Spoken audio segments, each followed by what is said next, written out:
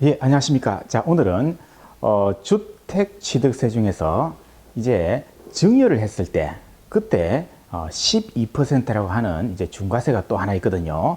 그런데 요거 배경을 잠시 설명드리면요. 1세대 2주택, 1세대 3주택 이상부터는 이제 8%, 12% 주택 취득세율이 굉장히 높게 적용을 하죠. 그러다 보니까 이제 팔지를 않고 말이죠.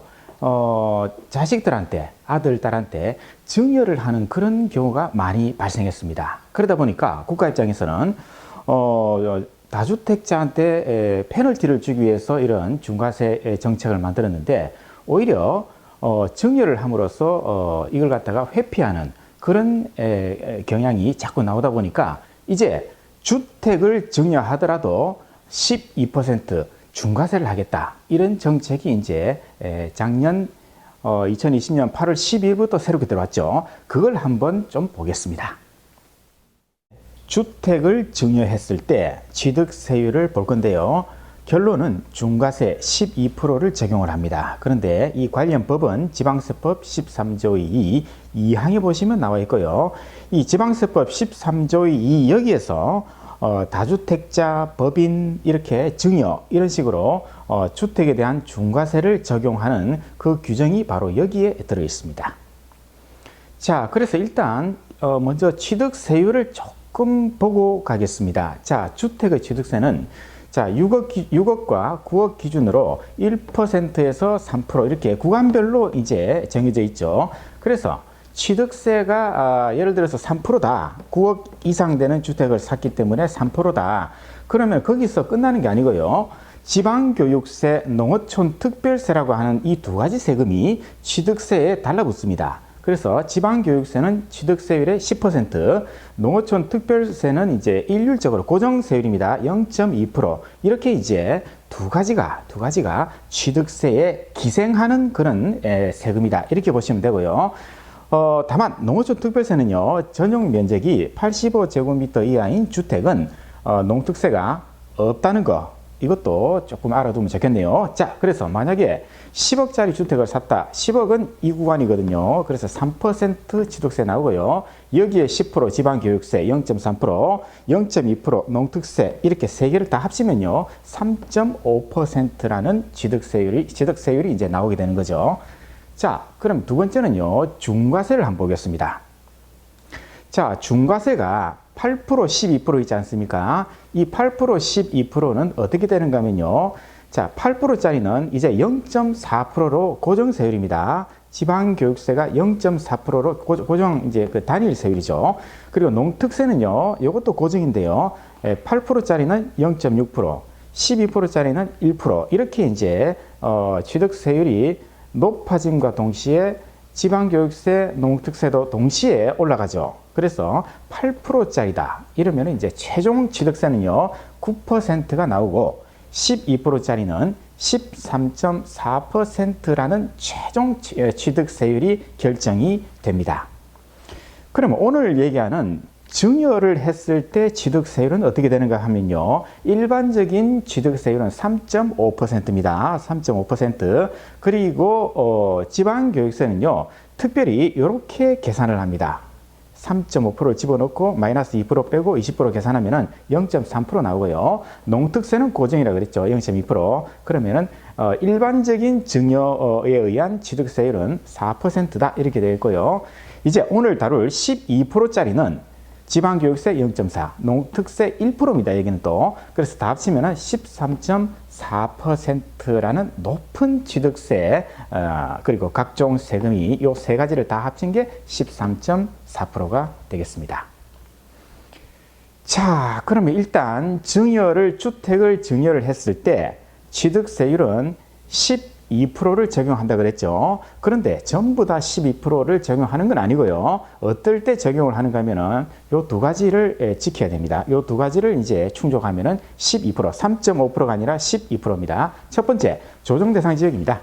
조정 대상 지역 안에 있는 주택을 증여할 것. 이게 첫 번째 요건이고요.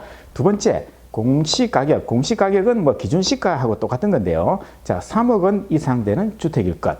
취득할 때 증여에 의해서 취득할 때. 자, 그러면 조정 대상 지역에 있는 이 주택이 공시가격 기준 시가가 3억 이상인 주택을 증여를 하면은 이때는 12%다. 이렇게 되겠죠. 그러다 보니까 공시가격 3억 이걸 갖다가 회피하기 위해서 50%만 잘라서 이 집에 50%만 잘라서 증여를 하겠다. 이런 경우가 나오겠죠. 그러면 3억 밑으로 갈 거 아닙니까? 그래도 소용이 없습니다. 왜? 전체 주택의 시가 표준액을 기준으로 공시가격을 판단한다. 이렇게 되어 있기 때문에 잘라봤자 아무 소용없다. 그럼 부속 토지만 줄게. 그죠? 토지만 주면은 요거 3억 안 될 거 아니냐? 이것도 안 된다. 그죠? 전체 주택의 시가 표준액으로 이 3억 여부를 판단을 한다는 겁니다. 예, 그런데 12%가 아니라 기본 세율이죠. 3.5%를 적용하는 경우가 있습니다. 이걸 중과세 배제라고 부르는데요. 원칙은 조정 대상 지역에 있는 집이고 기준 시가가 3억 이상인 집을 증여를 했을 때는 12%인데 특별히 3.5%를 해주겠다. 이런 규정은 요 요건을 충족해야 됩니다. 그래서 자, 1세대 1주택인 사람이 배우자한테 증여를 합니다. 또는 직계 존속, 아버지, 어머니한테 증여를 합니다. 직계 비속, 아들, 딸한테 증여를 합니다. 이럴 때에는 집이 한 채 있는 사람이 주는 거기 때문에 이때는 특별히 3.5%를 적용하겠다. 이렇게 되어 있고요. 자, 요거 특히 조심하실 거. 우리가 집을 받는 사람을 우리가 수증자라고 부르고요. 집을 주는 사람을 증여자 이렇게 부르는데요. 자, 집을 받는 이 수증자들이 집이 몇 채 있느냐, 이건 전혀 문제가 안 된다. 그렇죠. 전혀 문제가 안 됩니다. 아까 우리가 12% 우리가 적용할 때도 받는 사람이 집이 100채가 있든 뭐 한 채가 있든 전혀 신경 쓸 거 없이 조정 대상 지역이면서 기준시가 3억 이상이다. 그러면은 12%고 이것도 마찬가지입니다. 받는 사람이 집이 몇 채 있든지 상관없이 1세대 1주택인 사람이 집을 이렇게 넘겼다. 이러면은 일률적으로 3.5%를 적용한다는 거. 그래서 12%든 뭐 3.5%든 받는 사람의 주택수는 우리가 전혀 고민할 필요가 없다는 거. 이거 기억하시면 되겠는데요. 자, 그러면 여기서 자, 1세대 1주택 이 사람이 이제 증여를 하면은 배우자, 직계존속, 직계비속한테 증여를 하면은 이때는 특별히 봐주겠다. 이런 규정 아니겠습니까? 그렇다면은 주택이 한 채 있다. 이게 중요한 거 아니겠습니까? 그죠? 그러면은 어떤 주택들은 이게 주택수에 안 들어오는 경우가 전에 있었죠. 취득세를 우리가 판단할 때 주택수에 들어오지 않는 주택들이 있었잖아요. 그렇기 때문에 주택수 판정이 대단히 중요하다고 볼 수 있죠. 그래서 주택수 판정이 중요하고요. 자, 분양권, 입주권, 오피스텔 이 세 가지는요. 작년 2020년 8월 12일 이후에 취득을 하면은 얘네들은 주택수로 들어왔죠. 이건 그대로 적용이 됩니다. 그리고 일반 주택은 뭐 당연히 적용되는 거고요. 자, 그리고 그 다음에 보시면요. 우리가 전에 취득세를 계산할 때 주택수에서 제외되는 거 있었죠. 그리고 중과 대상 주택에서 제외되는 거 이 두 가지를 전에 구분했지 않습니까? 그래서 주택수에서 제외되는 요거 있지 않습니까? 제외되는 거. 이거 특히 조심하셔야 되는데요. 자, 다음 페이지. 무슨 말인가 하면요. 자, 우리가 전에 취득세 중과 1세대 2주택, 1세대 3주택 이상 경우에 8%, 12% 중과를 할 때 그때 시가 표준액 1억 이하 이런 주택들은 주택수에 포함을 안 한다 그랬죠. 주택수에서 제외한다 그랬습니다. 그런데 자, 한번 눌러주시죠. 자, 이 경우에는요. 증여를 할 때는요. 아무런 소용이 없습니다. 시가 표준액 1억 이하라도 주택으로 카운팅 해야 됩니다. 그래서 자, 한번 더 누르시죠. 자, 지금 나오는 시가 표준액 1억 이하 주택은 요거 주택수에서 제외한다는 거는요. 1세대 2주택 그리고 한 번 더 1세대 3주택 이상인 경우에 8% 12% 중과세 할 때 있잖아요. 그때 한 번 더요. 자, 그때 취득세 중과세 판정할 때 그때 요 주택은 제외한다. 이렇게 돼 있지. 법에서는 증여를 할 때도 이 주택을 제외하라. 이런 문구가 없습니다. 따라서 증여를 할 때는 시가 표준액 1억 이하라도 주택수에 넣어서 판단을 해야 된다는 거죠. 자, 두 번째 똑같은 경우인데요. 우리가 증여를 해서 우리가 받은 상속주택입니다. 상속을 받은 주택은 5년까지는 주택에서 제외하라 이 규정이 있었지 않습니까? 2020년 8월 10일 이후 상속할 때, 자 이때도 마찬가지로 자 한번 눌러주시죠. 이것도 마찬가지로 제외됩니다. 이것도 주택수에 들어와야 돼요. 자, 그럼 이 주택이 빠진다. 이 주택을 이제 5년 동안 주택수에 넣지 마라. 이건 어디에 적용되는가 하면은, 자, 그렇죠. 1세대 2주택, 그리고 1세대 3주택 이상, 그리고, 그렇죠. 1세대 2주택, 1세대 3주택 이상 되는 사람이 8%, 12% 중과세 내는 거 있잖아요. 그 경우에 이 주택은, 상속주택은 주택수에 넣지 마라. 이렇게 해당이 되는 겁니다. 증여할 때는, 증여를 할 때는 요 주택도 주택수에 계산을 해야 됩니다. 그리고 자 우리가 오피스텔이 있었죠. 오피스텔은 시가 표준액 기준 시가죠. 1억 이하인 오피스텔은 주택수에서 제외한다. 이런 규정이 있었지 않습니까? 이것도 마찬가지입니다. 자 눌러주시죠. 그렇죠. 이것도 증여를 할 때는 해당 사항이 없습니다. 즉 이거는 언제 적용하는가 하면요. 자 똑같습니다. 1세대 2주택이면서 또는 1세대 3주택 이상인 사람이 취득세 중과세를 받을 때 그때 오피스텔인데 시가 표준액 1억 이하인 오피스텔은 주택에서 빼라. 이 규정이 여기에 적용되는 거지 증여를 할 때는 이 규정이 적용이 안 됩니다. 따라서 1억 이하인 그런 오피스텔을 내가 가지고 있고 또 다른 주택이 또 있다. 그러면 그 사람은 2주택자가 되어버리는 거죠. 그 상태에서 주택을 배우자, 직계, 좀비속한테 증여를 하면은 꼼짝없이 12%를 적용해야 된다. 이렇게 되겠습니다.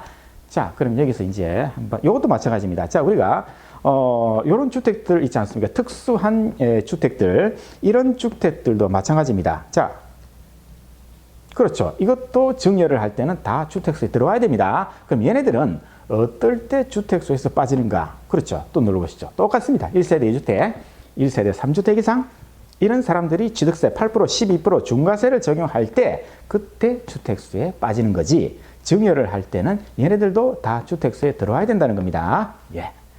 그러면 여기서 이제 마지막 한번 질문을 몇 가지 던져 보겠습니다. 자, 증여세, 주택을 증여를 하면 12%다. 그런데 만약에 조정 대상 지역이 아닌 주택을 갖다가 증여를 했는데 공시가격이 시가 표준액 기준시가 3억 이상이더라. 그죠? 이런 경우에는 그렇죠. 3.5%입니다. 그렇죠? 조정 대상 지역 안에 있는 주택을 증여를 해야 됩니다. 그럼 조정 대상 지역이 아니기 때문에 얘는 시가 표준액이 3억 이상이라도 요거는 3.5%로 가면 되는 거고요.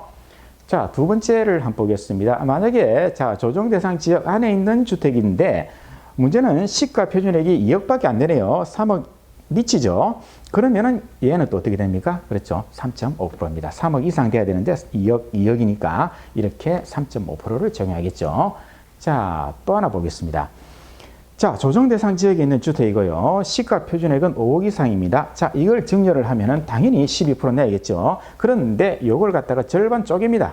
절반 쪼개가지고 50%만 증여를 합니다. 그러면은 시가 표준액이 절반이니까 2억 5천이니까 3억 그렇죠. 넘지 않죠.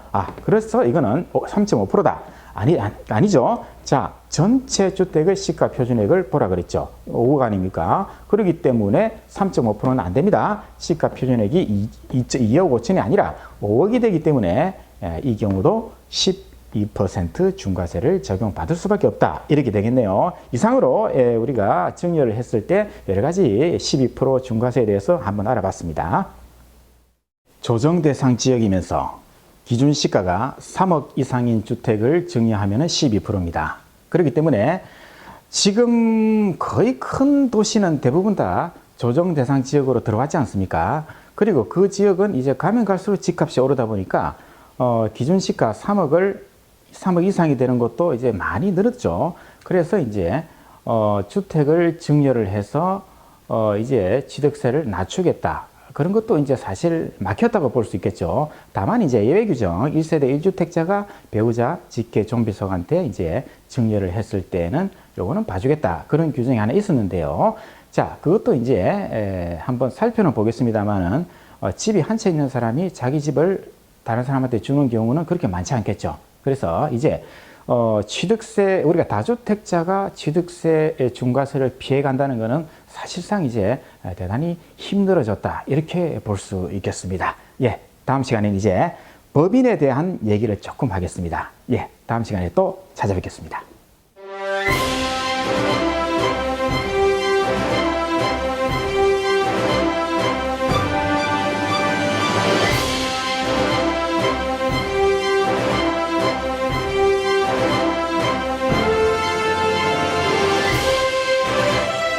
어려운 건 쉽게, 쉬운 건 더 쉽게. Easy to understand. Easy to understand.